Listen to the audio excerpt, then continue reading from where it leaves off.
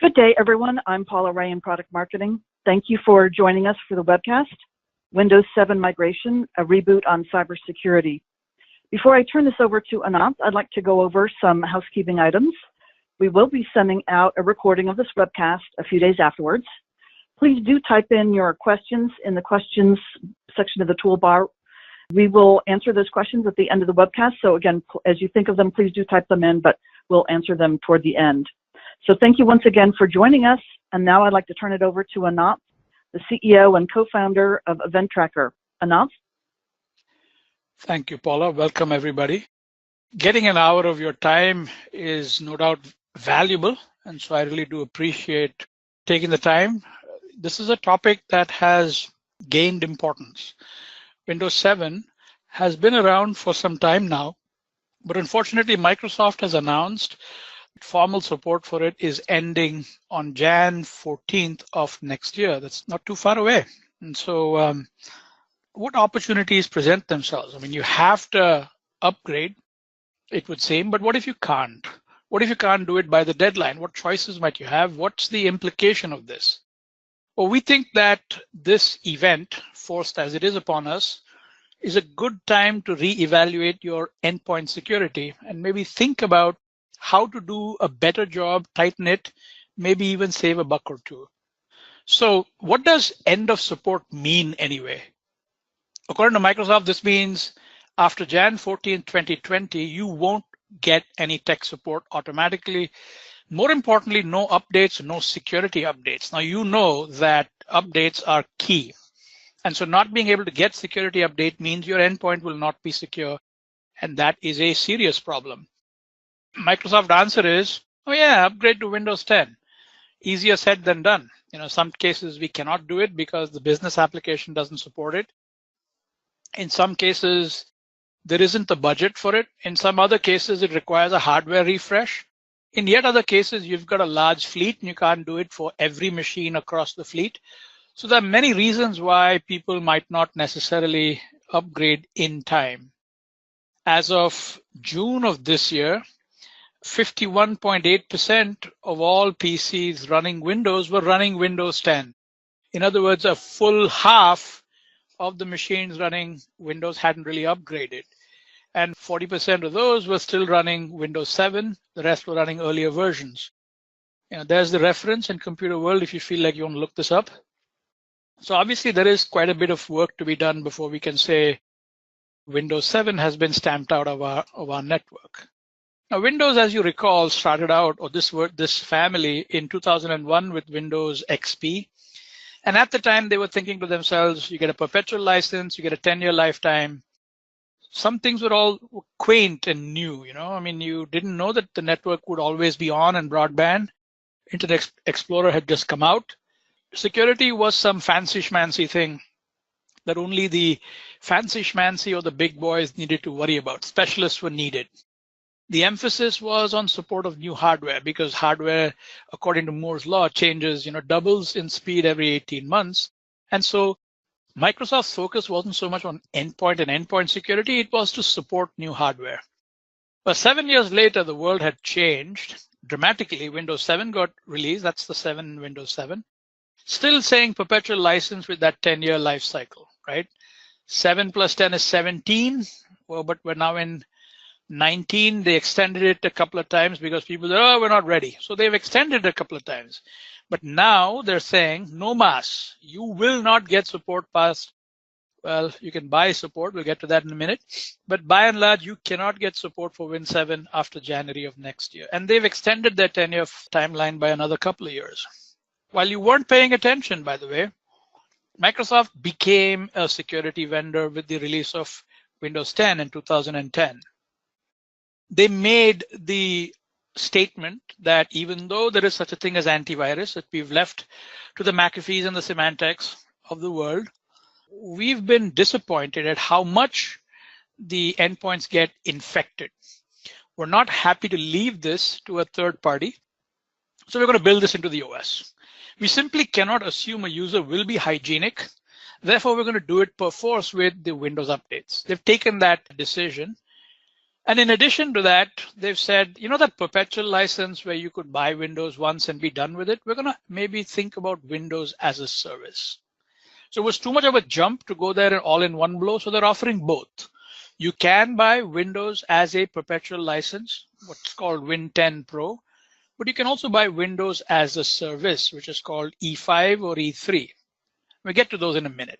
So back in the day, this is how Windows upgrades typically happened, right? You had a Windows 2000 back in Windows 2000, and then you maybe had a XP project, even though that came out in 2001, maybe you really didn't do it, and then you'd maybe do it between 6 and 7.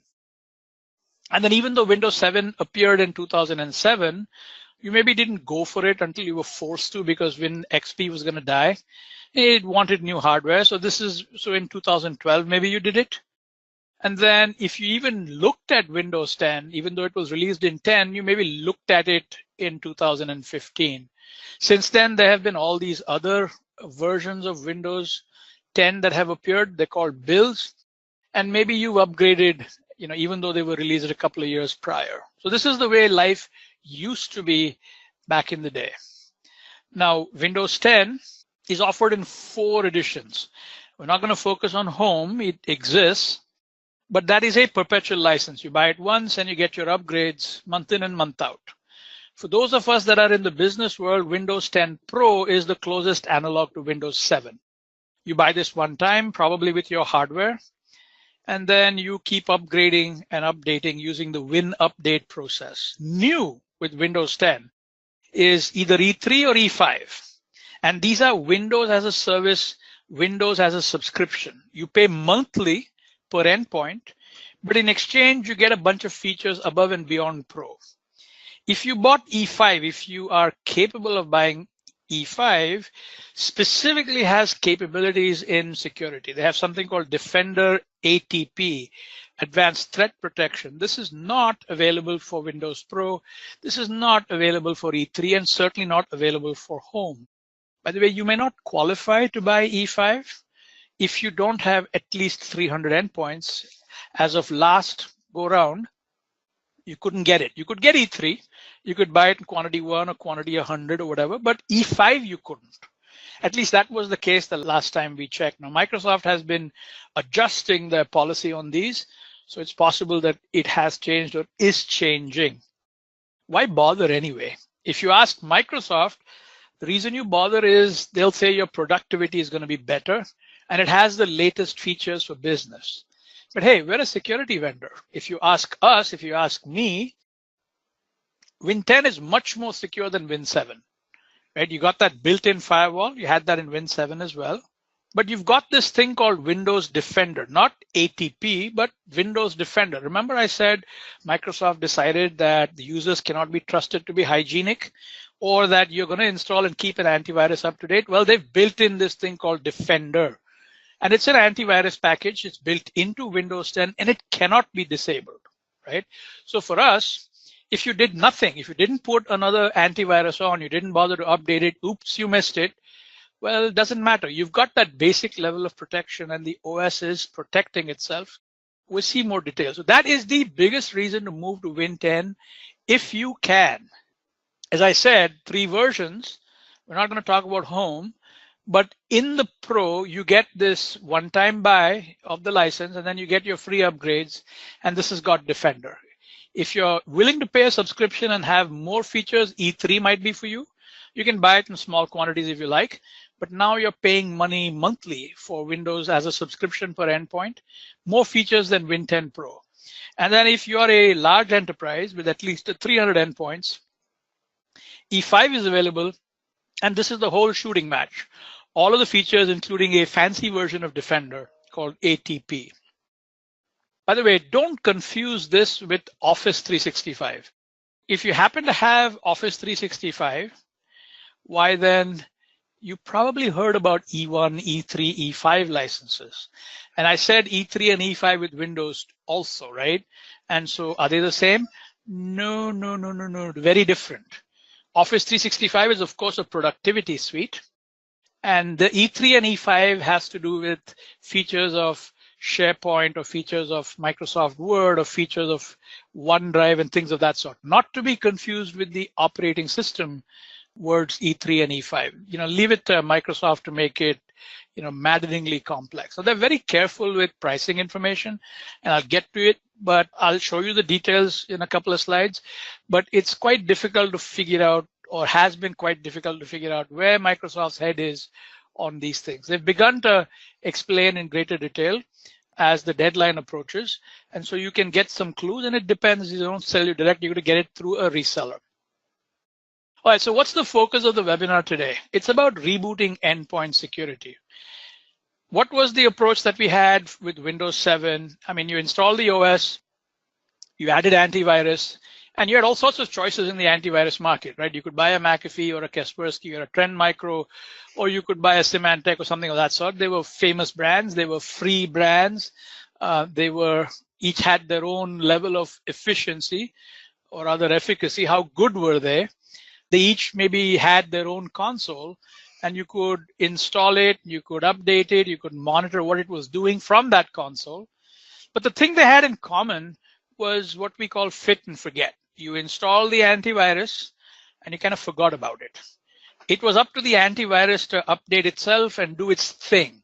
And if it found something and went ding, it went ding in the console, and you could ignore that too. Right? That was the legacy approach. But that has problems, and that's one of the reasons why we have this many infections. This silence where you forgot, the tree fell in the forest, is in fact not golden. What if you, for instance, neglected, because it's not part of the OS, remember? What if you neglected to install antivirus on an endpoint? Who's going to tell you? Well, nobody. That was on you. Remember, the bad guy needs to get in at some one undefended location in your network, and then he's going to spread laterally. So missing an antivirus because of an oops kind of situation was bad news. By the way, how good was it? Let's assume you installed it, right? You're not that much of a dummy. You installed it. You baked it into your golden image. There's no chance that you could have missed it. All right, so then how good is it? Well, if you look at the results, increasingly attackers are walking by that antivirus, whatever it is, whoever the vendor is, like it doesn't even exist. So the efficacy of that endpoint protection has been decreasing as attackers have become aware of how to get past it. By the way, if something gets past the antivirus and starts to run, will you ever know? I mean, the antivirus didn't block it. The antivirus doesn't think this is a problem, allows it to run. How would you ever know? Which of course is what's given rise to something called EDR, endpoint detection and response. We'll get to that here in a minute. But what if the antivirus caught it? What then? You watching that antivirus console to be aware that on workstation 3 this was caught and killed or quarantined? What action did you take, if any? Are you hoping, because you were busy with fit and forget, that antivirus did its thing brilliantly and you would never have to pay attention at all, ever? Well, if that were true, how do you explain the rash of breaches that we've seen over the last so many years? So these are problems, right? On the other hand, this Defender thing that Microsoft is promoting is built into the OS. You cannot uninstall it. There is nothing to install. In fact, you cannot even disable it. If you insist upon installing an antivirus, one that Microsoft recognizes, then Defender goes into quiet mode, but it doesn't disappear. And then if you uninstall that antivirus, it's back again. By the way, Windows is updating it regularly as part of the Win updates. So you've got a basic level of protection in Windows 10 that you could never say for Windows 7. Well, the obvious question, right? If it is built in, then do I even need antivirus? Can I just simply upgrade to Windows 10 and kiss my antivirus goodbye? It would be nice not to have to pay that money. Look at the facts. Defender is built into Win 10 Pro, and Defender has what's called attack surface reduction, ASR. What is ASR? It's the feature in Win 10 Pro that in Win 7 was provided to you by a McAfee or a Symantec. What's that? Well, protection during booting. Some of these malware are busy attacking you when you're booting and the system hasn't really fully come up. It also gives you operating system component protection. It was a tactic that was popular back in the day, which antiviruses would guard against, that they'd go into your Win32 folder and replace your run DLL, right? Now you can't do that in Win 10 because the OS components are protected. It also gives you host-based firewall, been there in Win 7 too, and it gives you some degree of vulnerability and zero-day mitigation with the updates that they do. That's what you got built into Win 10. And if you looked at the results that the independent test fellows do, and there's a company called av-test.org, go look at their scoring, you can see that Microsoft has progressively made Defender better. So back in April of last year, it only got a 5.5, but by December, it had done much better than it had done before. Now you could look at what Microsoft says, and here's the eye chart if you want to look at it, as to what do you get in Win 10 Pro, the second column, versus E3 versus E5. And so in your attack surface reduction, which is what I've been talking about, built into Pro, you've got all of these things that have that blue ball. Of course, if you went for E3, you'd get additional stuff, network protection, and then hardware-based isolation for Microsoft Edge, if you happen to be using Edge, their browser. If you paid the big bucks and went to E5, you could only get this if you at least had 300 seats. If you have less than that, you're not going to be able to buy this bad boy. Why then you not only get more stuff, but you get still more stuff in endpoint detection and response, automatic investigation and remediation, right? So if you are a typical buyer that is used to the perpetual model, you're getting Win 10 Pro. And these are the features that you would get built into the OS, right? You wouldn't get the rest of the stuff that you see in E3 and in E5. By the way, E3 doesn't have Defender ATP either. It's got some improvements, but the really fancy stuff is reserved for Windows 10 E5, right? So then I'm interested in Pro. I like my model. I buy an instance of Windows and I get to amortize that over 3 years, the life of the hardware. I ain't buying no subscription. And you're saying to me that Defender's built in. So then is it not good enough? What's lacking in Defender? Well, in a nutshell, what Microsoft calls next generation protection is lacking. And what be next generation protection, pray tell? Well, for one thing, it is runtime behavior. What is it that has laid the antiviruses low? Why are they not up to the task at the moment? Well, the reason is they are based on signatures, right? For the most part, they're looking at lists which get updated on a regular basis saying, these hashes, these things are bad. And that model doesn't work against the modern attacker. They find a way to circumvent that. So what you want for protection is something called runtime behavior monitoring. In other words, evil is as evil does. Evil is not hearsay. You don't want a list and you say, this piece of code with this signature is bad, therefore block it. Instead, this piece of code did this, and these actions are considered to be bad. Therefore, regardless of whether you're on the list or not, I need to make sure that you are killed. That's runtime behavior monitoring. You also want machine learning. Hey, tons of data coming from gobs of endpoints.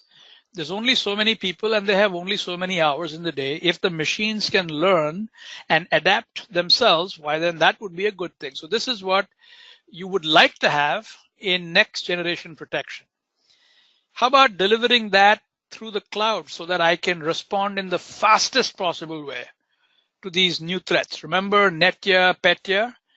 Wouldn't you like to know that, at scale and be able to distribute protection rapidly everywhere in the organization? That would be nice. How about emergency outbreak protection? You would like to know that if there's an epidemic, that there is a chance of spreading the vaccine, the remedy, really quickly because you've got this outbreak that you've seen. It would be even better if you could do that from a manned 24/7 security operations center. It would be nice if this was all hosted in one place and that place was compliant and had a US presence. Last but not the least, there was a SOC or a security operations center watching. So none of these things are in plain old Defender. A plain old Defender, which is built into Win 10 Pro, has the basic protection that your older antiviruses would have, but that's all you got, right? The biggest thing is plain old Defender is self-serve. It's on you, my friend, to Look at what Defender caught or didn't catch and deal with it. That's the biggie. Defender is self-serve. If you were thinking of improving, it would be nice if someone was watching 24/7. Not going to happen with Defender by itself. So what are my choices? If I wanted to reboot, as we said, our endpoint security, what are my choices? Well, one choice is you could upgrade to Win 10 Pro and get the benefit of Defender. It's built in, like we said. You could, if you liked, added Event Tracker EDR. This is that next generation protection. Aside of getting more features, most importantly, you'd get a 24/7 SOC, someone that's awake, alert, and would be on the ball all the time. Nice, if I can get it. But what if I can't upgrade before the deadline? I mean, for all sorts of reasons, right? Maybe I can't go from Win 7 to Win 10. Some reasons I can't do that. Maybe I have legacy apps. Maybe I don't have the hardware. Maybe I don't have the budget. Maybe I don't have the manpower. We've seen this in some cases where I can roll Win 10 out. Well, you have a couple of choices. Choice number one, even though Microsoft is terminating support on Jan 14th of next year, you can pay them money. It's called extended support. You'd pay $50 per endpoint per year. And now they deliver you security updates for 12 months from Jan of next year to the following year. Now, they don't want you to do this. They don't want your money. They want you to upgrade to Win 10. So to make it harder on you, if you go to year 2, that 50 doubles to 100 per endpoint per year. And if you still won't get off of it, they're going to triple it to 150 per endpoint per year. Now, Microsoft only made this announcement a week ago, 10 days ago, something like that. Till then, there were stories running around that they were going to do this, that they might do it, but no one had any idea what the pricing was going to be. This has just been announced. Look at the Microsoft blog and you'll be able to see this. So one choice, if you cannot upgrade, but you feel like you need security updates, cough up. Microsoft will back up the Brinks truck in order to take your money, and then you can pay them and you'll get extended support. They'll give you a key. The key will entitle that endpoint to be getting updates, and away you go.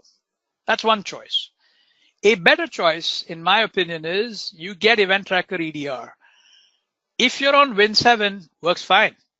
It'll give you the same level of protection that I'm going to show you here in the next couple of slides. Right? This way, instead of getting your extended support fee and getting updates, lock your machine down. Right? What are you running? Is it an airline display terminal? Is it a kiosk? Is it some sort of Win 7 that must be networked in the gas station? Is it running an X-ray machine? You have to have it be on Win 7 because the application is somehow tied into it, but you can't necessarily upgrade. No problem. Get Event Tracker EDR, we'll lock that machine down, forego the updates, forego the cost of those updates. Nothing's going to get on there unless we say so. Works fine on Windows 7. That's the second choice that you have if it turns out for some reason you cannot upgrade. I mean, you have a third choice always. I neglected to mention that. And that is you could live dangerously. You could decide you're going to take your chances. Well, folks, if you do that, then you should prepare to be hacked because you certainly will be. So I didn't really think of that as a choice.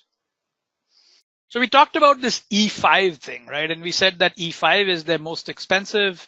Well, here are some of the features of E5, and what they've done, Microsoft, is gone for a bundling strategy. You cannot unbundle this stuff, which is one of the problems that a lot of people have, right? They would like to pick a line item and get only one thing, but you can't do that. Either you get the whole shooting match or you get nothing. So you wanted Defender ATP maybe because it's effective and efficient and gives you the protection. Well, in order to get it, you're going to get all the other stuff too. This is Microsoft's bundling strategy. Nothing you can do about that. Show me the money, right? What is all this going to cost me? Well, if you bought Win 10 Pro, as I mentioned to you, there is a perpetual license. You buy this like the way you remember you bought Win 7. Probably bought the OS license with the hardware. You bought it from Dell or whoever. When you bought the machine, you got the OS with it. In some other cases, maybe you had purchased the key separately, you bought the hardware only, and then you put your image on it. But whatever it is, you paid Microsoft the one time, the perpetual license. And then you had to do upgrades on a periodic basis, like monthly, but there was no cost to it. When updates happened, your machines got updated. That's Win 10 Pro. You want to do it as a service? Windows E3 is available for the small business. This is $7 is the latest pricing we've seen. By the way, you cannot buy this stuff direct. You have to buy it through a reseller. Plenty of those around for Microsoft. $7 per user per month, and this also includes Defender, the same Defender that's built into Win 10 Pro. Now you're not paying a one-time fee to Microsoft, but you're paying $7 per user per month. Have more appetite? Well, you could go to Windows E5. This will give you all of those things that I showed you in the previous slide, including, from our point of view, Defender Advanced Threat Protection. This is not the same Defender that you have in E3 or in Win 10 Pro. This comes with more features. It comes with an Azure portal where you can log in and see what it's done. Good news, much more capable than regular Defender. Bad news, completely self-serve. It's on you. And give you all these things, but you're paying attention to that portal. They're not, which means your staffing problem hasn't been solved at all, right? For many people, the real challenge isn't technology. It's the fact that you cannot hire people and keep them. They're moving, right? Either you cannot find them or you cannot keep them. The skill shortage issue is global. And that problem is not solved even if you paid for Windows E5. So bear that in mind. You could stay on Win 7, like I said, and pay $50 per endpoint, and then $100, and then $150, rather than bother with any of this stuff as it relates to Win 10. Alternatively, you could think about Event Tracker EDR. This is a fully managed solution, meaning that it's our guys, it's our SOC, and we're awake 24/7. What's it cost compared to these other choices? Well, it starts at $2.75 per month per workstation. It goes down as low as $1.25 dependent on volume. So here you have your choices. You could stay on Win 7 and you could pay the upgrade fee. You could live dangerously and say, I don't care. You could go to Win 10 Pro and get the benefit of Defender and take your chances there. You could add EDR, Event Tracker EDR that is, and get this kind of protection, what we call the next generation protection. So these are your choices as they stand. You might have heard me mumble the word Event Tracker EDR a time or two. What the heck is it? Well, it's a managed service, as I mentioned. It does endpoint threat detection and remediation. Some other people call it application safe listing, meaning what's allowed, what's not allowed, and make sure the stuff that isn't allowed, and vice versa. It gathers data forensically to answer the question, what went down that day? How many other places is this piece of code actually available on? You get good visibility into the endpoint, right? What's going on over there? What applications ran? When did they run? Who was logged in at the time?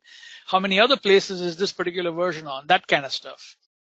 You can share intelligence among all of the endpoints. So if I see something on workstation 3 and I think it's not good, well, I can quickly update all other workstations in the network, all other endpoints in the network, so that I can share threat intelligence. I don't have to wait for this piece of malware to actually make its way inside the network.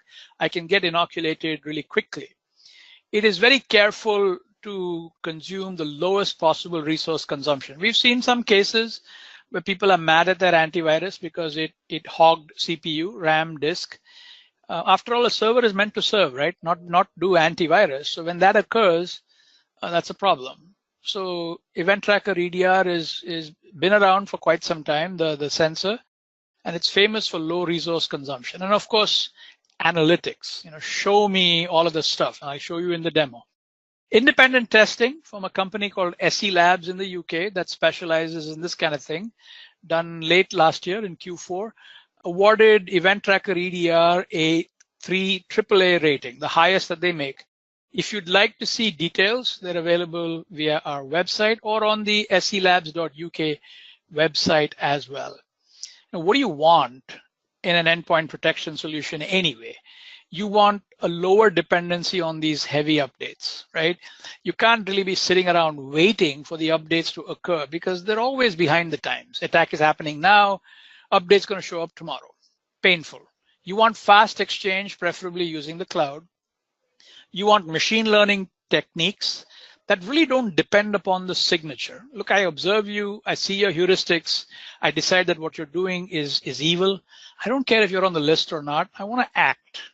That would be a good thing to have in an endpoint protection. You want to worry about fileless, right? All of these antivirus solutions are fabulous if there's a file involved. But what if there isn't one? What if the attack is occurring through PowerShell? What if you've got your DNS compromised and a record comes down and it sits entirely in memory? That's a thing today. That's a problem that's significant in the industry today. And so you would like to get protection against fileless attacks. So detection and prevention is good, but can I get visibility, please? How many other places has this run? Can I answer those kinds of questions? That would be very nice, as opposed to the ding in the web console saying I blocked something or I didn't block anything, in which case there was no ding. That would be really tough. Most security professionals are also looking for EDR functionality. Now, EDR functionality comes in either a heavyweight flavor, where it records everything on the endpoint, or a lightweight flavor. If you're going to do hunting, if you're going to do investigation, if you're going to do forensics afterwards, you need at least some of this. You have to always balance the lightweight versus the heavyweight. Depends on your situation, depends on your need. The heavyweight stuff costs in terms of network traffic, in terms of memory, in terms of RAM, and of course in terms of money. And oh, by the way, all of that requires a degree of sophistication on your part because they're collecting gobs of data. Hopefully you have malware analysts on staff that know what to do with it. If you don't, then buying a heavyweight EDR might not be much value to you because you're never going to actually use any of the data that it gathers. Of course, another requirement that would be nice to have is please have somebody that looks at this stuff 24/7. So the SE Labs fellas took Event Tracker away into their lab in Q4 of last year, and they beat it up. Their technique, their process is actually quite interesting. The reason we went with them is they were recommended to us by Gartner, and we like their methodology. They punish you if you block something that should be allowed, and they also, of course, punish you if you allow something that should be blocked, which is very akin to real world. I mean, you block something that should be allowed, and users are annoyed. They're irritated. Do it often enough, and they feel like ripping you out because you're more trouble than you're worth. And we liked what SE Labs did from that perspective. It didn't. Of course, it helped that the guy that runs it happens to be the chairman of the AMTSO, the Anti-Malware Testing Standards Organization. So he's knee deep, hip deep, eyeballs deep into this anti-malware stuff. So he's an expert, and we wanted verification from someone on the outside. Here are some of the comments from that review. Event Tracker EDR was effective at handling threats from cyber criminals. Targeted attacks were prevented in all cases. Really good news. We blocked 100% of anything that should be blocked. Compared to many well-established anti-malware products, it was superior. Imagine that. False positives were not an issue. Accurate when assessing legitimate applications and URLs. This is by no means normal in the wider market. That's why we got the AAA, which is the highest class of security products. Here are the results, right? 100% protection. What's protection? Do you block stuff that needs to be blocked? What's accuracy?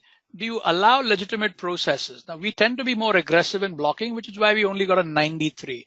And total is a combination of these two. Like I told you, they measure you and give you negative marks if you allow something that should be blocked and vice versa, which is we kind of like that. All right, here's the skinny on endpoints, folks. Why should you care about endpoint security anyway? Well, attackers are seeking a soft target. And if they can get it by going to your endpoints, then why not? You then move laterally in the network, right? There are many more endpoints, meaning to say workstations, desktops, than there are servers. So more targets, more fish, if you will, in the pond. And because they're staffed by non-technical users, they tend to be more susceptible to being phished or spammed or hacked or something of that sort.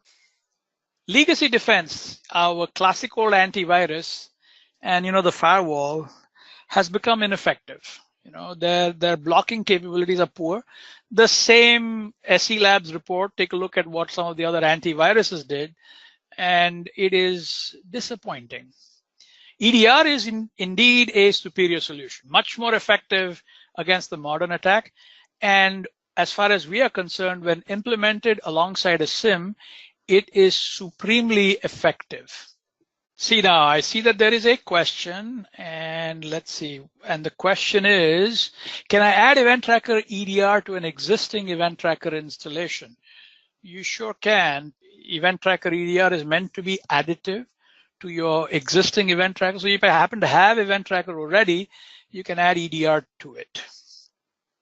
All right, moving along. How should you evaluate options that you have available to you as far as endpoint protection is concerned?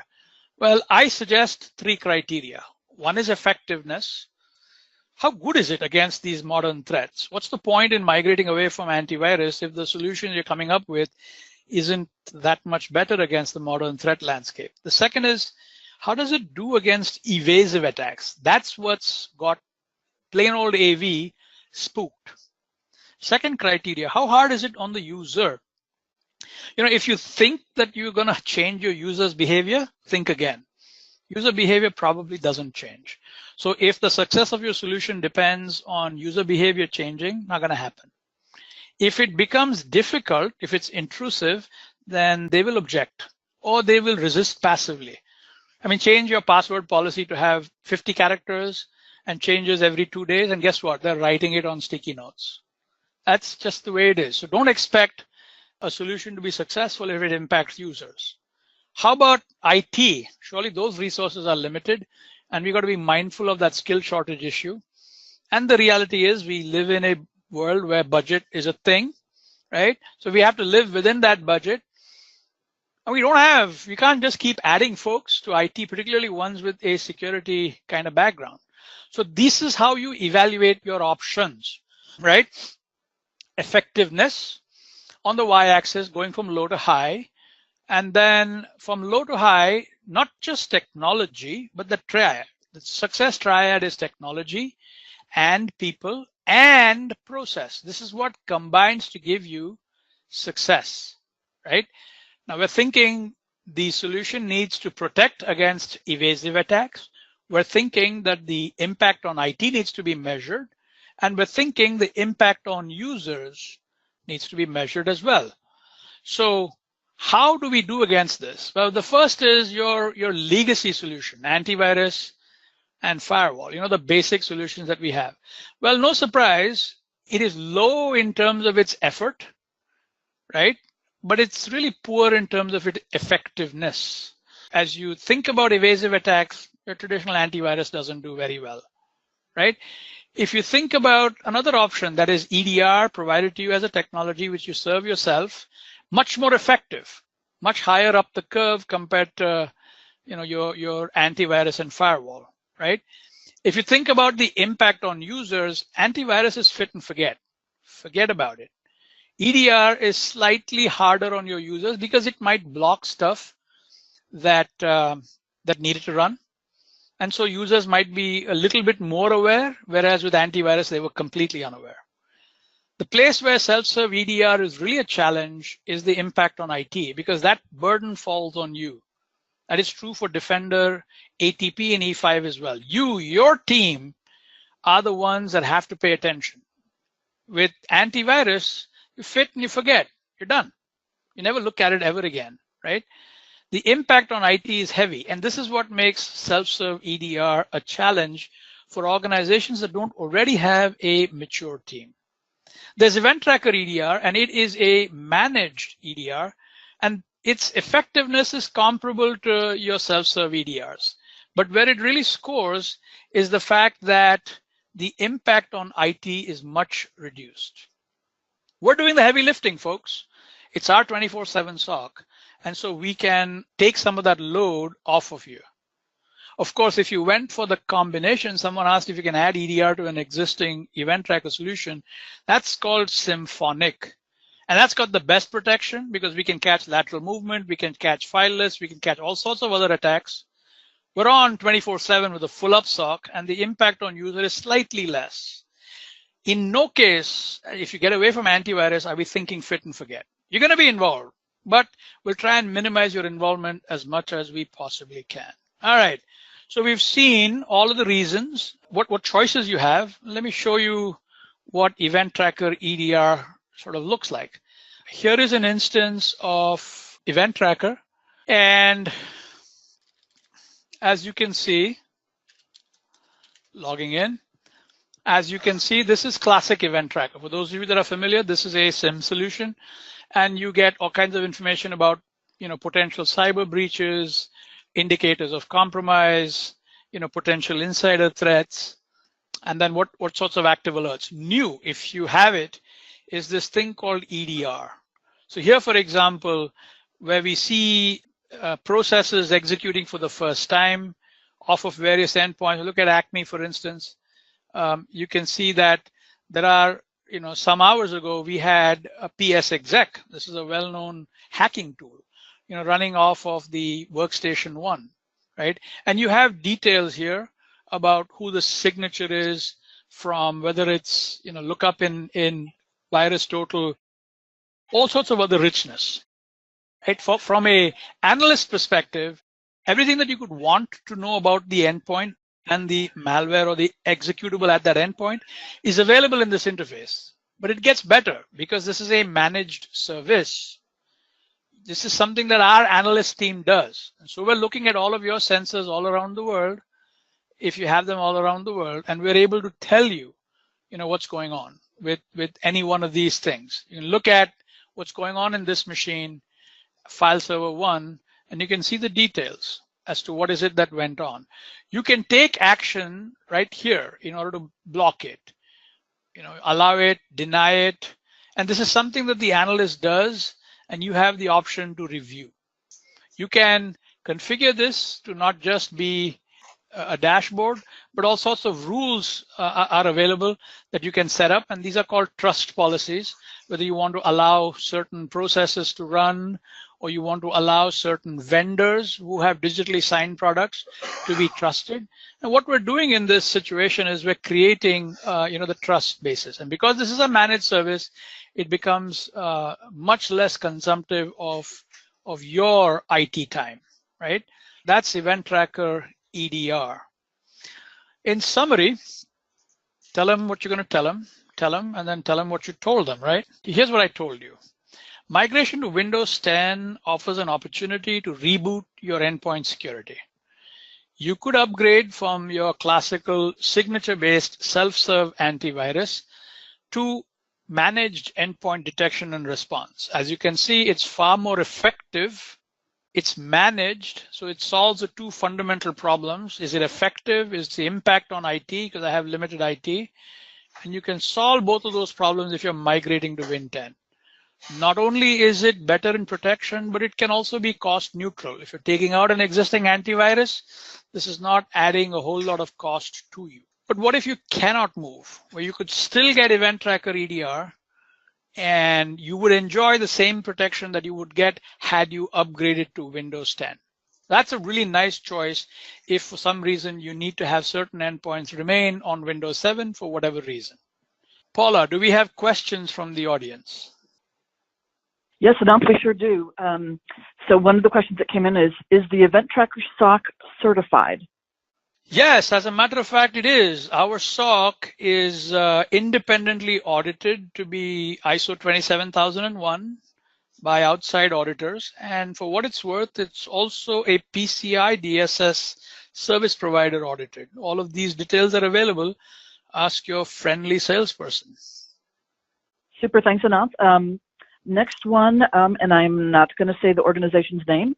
So my company has a handful of XP devices still hanging around. Can EDR help with those old devices? XP devices. Yes, as a matter of fact, we can. It does work on Windows XP as well. There are certain, we haven't specifically said it in this presentation, but there are certain things in XP, such as the notification, that are a challenge.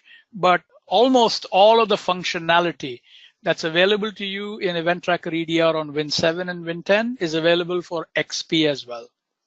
And I get it. I mean, there are a lot of endpoints that are still on XP.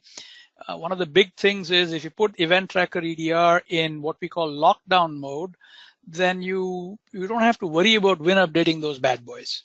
And that's a particularly compelling use case if you've got Win 7 in some sort of device, and the cost of continuously applying those updates can be somehow prohibitive. So by all means, please talk to us. Happy to help you out. Okay, next one. And again, if anyone has other questions, please feel free to type those in. Next question I see is, so does being out of support impact my PCI DSS compliance, or any compliance really for that matter? The answer is probably yes. There are some guidelines for all the compliance standards that says you should apply your updates. It's a question of how much on ball your auditor is. That varies from auditor to auditor.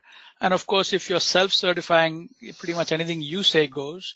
But does it affect your compliance? Yes, it does. I mean, compliance is frankly just a mirror to try to get to security. I mean, the old chicken and egg question that comes up all the time is, am I secure if I'm compliant? And the answer to that is really you're not. How many times have you seen the attacks occur and then the attacked party says, but I was fully compliant. Yeah, you were, but compliance is not security. So it's something to bear in mind. Super, thanks, Anant. Those are the questions I see so far. Again, last chance, I'll ring the bell for any other questions if you want to type those in. Okay, so I do see another question. So how is this different than something like CrowdStrike or another EDR offering or tool? Very comparable. CrowdStrike, SentinelOne, Carbon Black, CyberReason, Cylance, all of them are also called EDR solutions. They are EDR solutions, but they are what are generally called heavyweight EDR. When asked to describe what's a heavyweight EDR, Gartner has offered this analogy. Think of a cockpit flight recorder. This is something that is in the aircraft, and it records absolutely everything that occurs when it's switched on. Every movement of the pilots, every air-to-ground communication, even communication between pilots. Everything's recorded in the black box. If they adjust the tail flaps, if they retract the landing gear, if they make an adjustment, to airspeed, all of it is fully recorded on the black box. And this is very helpful in a couple of situations. One, God forbid there's an accident. They're always looking for the black box because the National Transportation Safety Board can reconstruct what are all the things that happened. Also, the aircraft manufacturer is interested because it tells them about how the plane performed. But then if your job was really to run the airline and you were in airline operations, trying to make the flights go off on time and land on time and have the people boarded, unboarded, which is what IT really is, right? You're trying to make the railroad run. You're not trying to debug. Why then the black box is not much help. So these heavyweight EDRs are fantastic for troubleshooting. If you've got forensics and you've hired Mandiant and they come in and they ask you what happened yesterday on workstation 3, the heavyweight EDR has all of that info. Every mouse click, every file open, every network packet, every registry entry is recorded and is available. And you can go back and pore over it from top to bottom and know absolutely everything that happened at that endpoint in that time frame. So if you are an incident responder like a Mandiant, why then that kind of thing's bread and butter for you. But if you're an IT team who's looking to see whether your application should run yes, no, and you got 10 things to do and your really mission is to protect your network, what are you doing with all that data? Not a whole heck of a lot. Therefore, we are by choice a lightweight EDR because our mission is to protect the network, to allow applications to run that should and vice versa. We're not thinking that we are a forensic machine and that tomorrow you're going to get Mandiant in or somebody of that stripe, and they're going to ask for this kind of info. That's not the mission.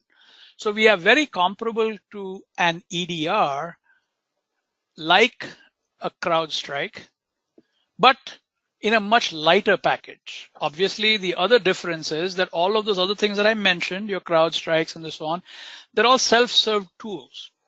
the onus is on you. You have to be able to deploy it. You have to be able to tweak it. You have to be able to adjust it. And if something happened, you have to actually be looking at the outputs. The market that we serve, that kind of skill is in really short supply. Our answer is, hey, we've got that covered through our SOC. Tuning the EDR, looking at it, making a decision whether something should be allowed, yes or no, done by us. That's the difference between something like a CrowdStrike and Event Tracker EDR. Thank you, Anant.